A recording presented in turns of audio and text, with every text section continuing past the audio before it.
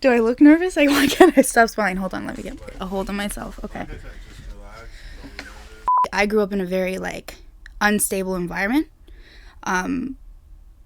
where I never knew what was going to happen. So, you know, growing up in, like, St. Henry, Uptown, you know, I was in a household that was very volatile. So, like, for example, like, my parents, like, had heavy drug problems. So growing up, I didn't really know that. I didn't really know what normal was, but I was faced to coming home to situations where I would see my parents passed out, or lights would be off, or there'd be no food in the fridge, so I couldn't eat that night. And in the moment, I didn't really know what to do. I would cry, or maybe I would just kind of go with it, or figure out and say, Mom, like, what's going on? Like, can I eat? No? Okay. And in that moment, not understanding the circumstances I was in, I was just knowing that I had to move forward. As I would grow up, like, I think at the age of 7, I started realizing, like, shit's not right here. And growing up, things got exceedingly worse. So, you know, dealing with heavy shit, like your parents being heavy into addiction, or, you know, your stepdad going to jail, your mom not being able to provide for you, so you're evicted multiple times. Dealing with those things as a child has a huge impact on you as an adult. So why I wanted to speak on those items is because for a very long time, I felt very scared to speak to it.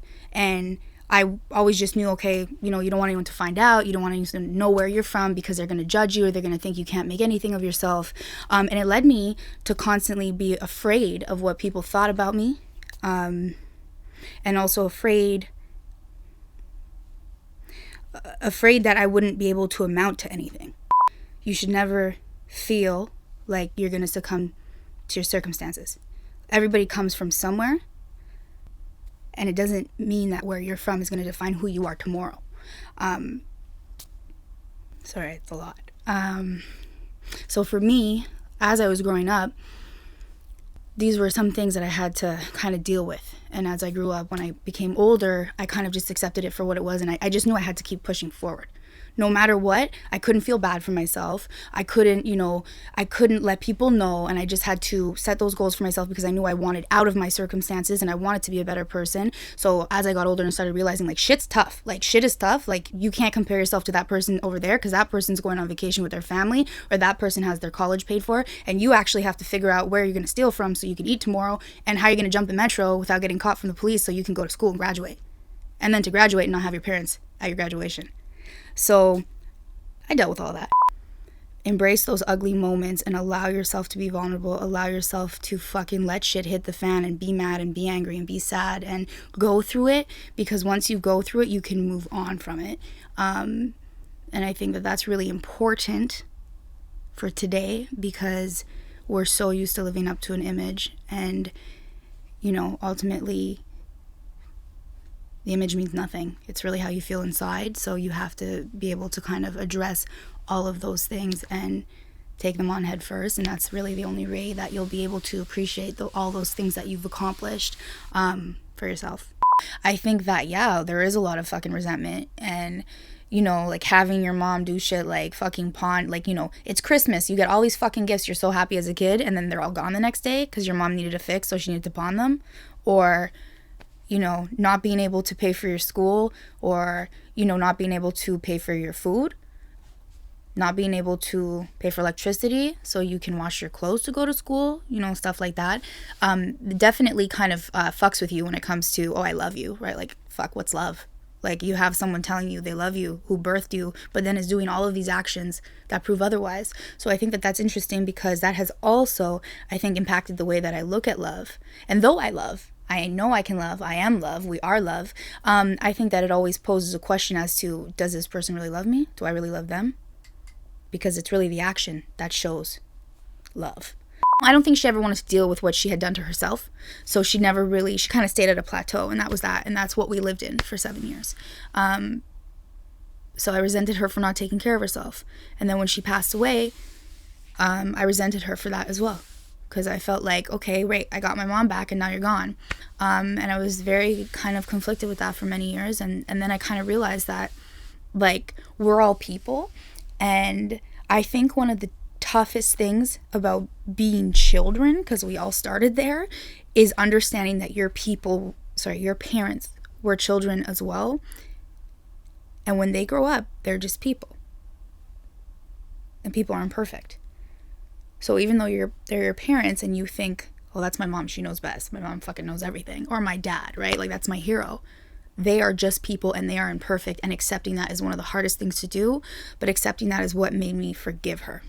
I don't feel bad for the circumstances in which I was raised in, because when I look at myself today, the way that I look at life and at people is in a very open mind, and understanding that people's circumstances don't define the person that they are, because it didn't define who I am. I'm not all fucked up. I was able to propel my life forward, but also understanding that, you know, everybody kind of has a reason for why they act the way they act. Like, no one wants to be a drug addict. No one wants to be fucked up. No one wants to have anxiety. Nobody wants to feel out of place, or like they have, you know, like, nobody wants to feel like they're not like everyone else. But if they're not like everyone else, it's because of what they went through. And that builds character, and that builds experience, and that builds people's ability to connect with different people from all across the world. So I feel grateful for that, because I could go anywhere in this world and be able to have a conversation with anyone that I'm speaking to because of what I lived and what I went through.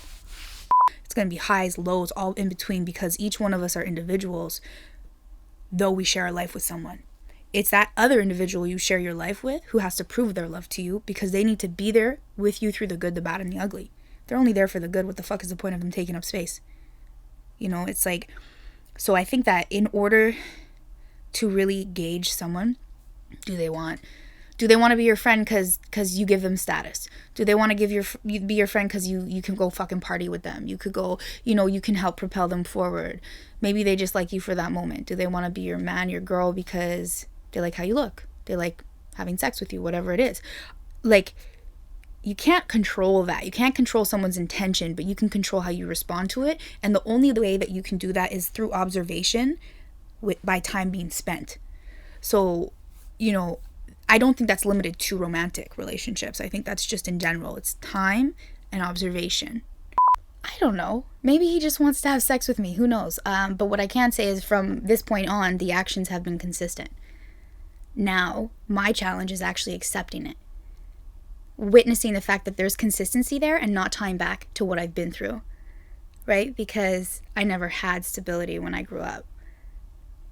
It was constantly chaos. So I think another interesting thing is accepting that I'm no longer in chaos. Like, everything is fine. Everything's fine. Accept that you're worthy of that.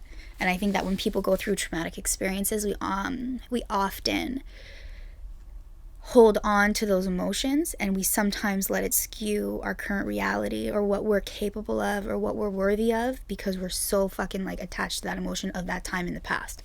So that's why I think it's important to kind of like heal, going back to that theme of healing, and looking that emotion straight in the face and saying, fuck you, emotion, like, you're not fucking applicable to right now, and then choosing to accept the current emotion.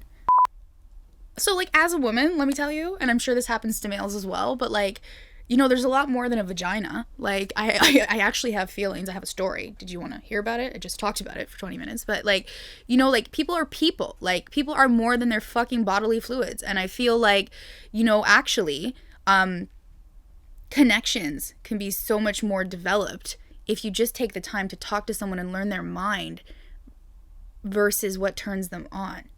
Mind you might be able to turn them on if you actually learn their fucking mind. But, you know, I feel like people are so quick to jump into bed with each other that it almost becomes empty.